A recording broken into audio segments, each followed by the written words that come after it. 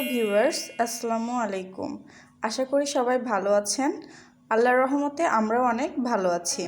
আজকে তৈরি করব মিষ্টি কুমড়ার বড়া। চলুন দেখে নিই পুরো রেসিপিটি।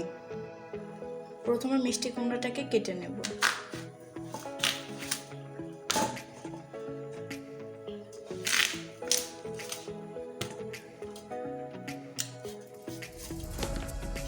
ভালোভাবে কেটে নিয়ে টুকরো টুকরো করে নেব।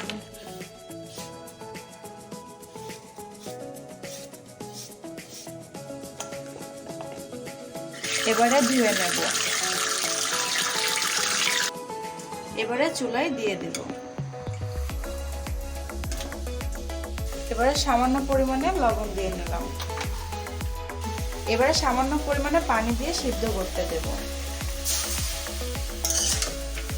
এবারে ঢেকে দিব। মিষ্টি কুমড়া সিদ্ধ হয়ে গেছে, এবার নামিয়ে নেব। মিষ্টি কুমড়াটা নামিয়ে নিলাম। এবার ঠান্ডা করার জন্য রেখে দেব কিছুক্ষণ। এবারে উপকরণ হিসেবে লাগবে চাউলের গুঁড়া, তারপরে হচ্ছে সুজি, আর এটা হচ্ছে আটা। আরও লাগবে পরিমাণ মতো চিনি।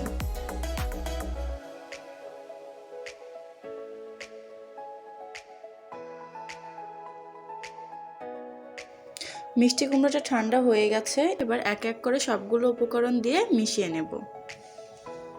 প্রথমে দিয়ে নিচ্ছি চিনি।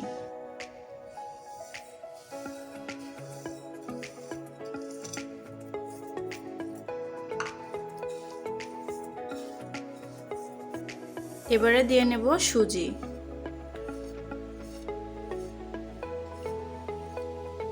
তারপরে দিয়ে নেব চাউলের গুঁড়া। তারপরে দিয়ে নিচ্ছি আটা। এবারে ভালোভাবে মিশিয়ে নেব।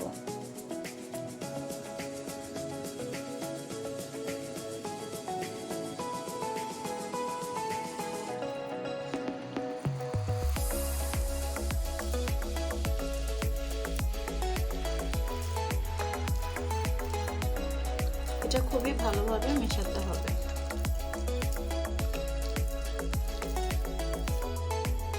ভিউয়ার্স, এই পর্যায়ে মিষ্টি কুমড়াটা ভালোভাবে মিশানো হয়ে গেছে। তো আপনাদেরকে অবশ্যই খেয়াল রাখতে হবে মিশ্রণটা যেন একেবারে পাতলা না হয়, কারণ পাতলা হলে বড়া তৈরি করা যাবে না, বড়াটা ভেঙে যাবে।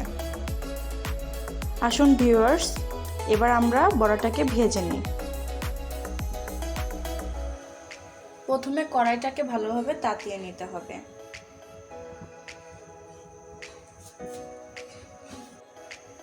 এবারে কড়াইতে তেল দিয়ে নেব।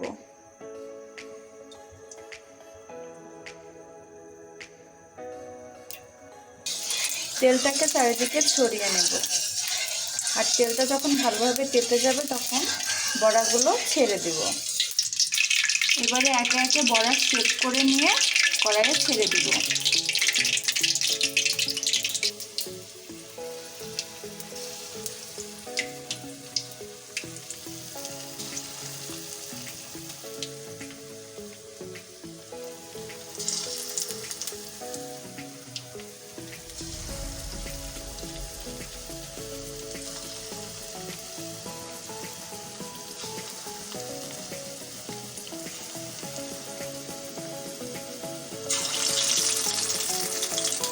একে একে সবগুলো দিয়ে ভালোভাবে ভেজে নিতে হবে। চারে সবগুলো দেওয়া হয়ে গেছে, ভালোভাবে ভেজে নিতে হবে। এটা অবশ্যই ডুবো তেলে ভাজতে হবে, তাহলে বড়াগুলো অনেক সুন্দর হবে। এবারে পাশ উল্টিয়ে নেব।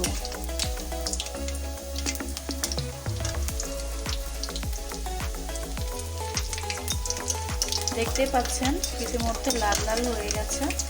সম্পূর্ণ যখন লাল লাল হয়ে যাবে তখনই নামিয়ে নেব। ভিউয়ার্স, বড়া ভাজা হয়ে গেছে, এবার উঠিয়ে নেব। দেখুন কতটা সুন্দর হয়েছে, একেবারে লাল লাল।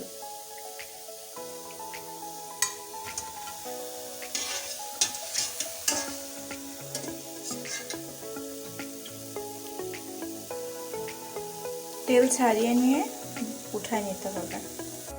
ভিউয়ার্স, এ পর্যায়ে তৈরি হয়ে গেল মিষ্টি কুমড়ার বড়া।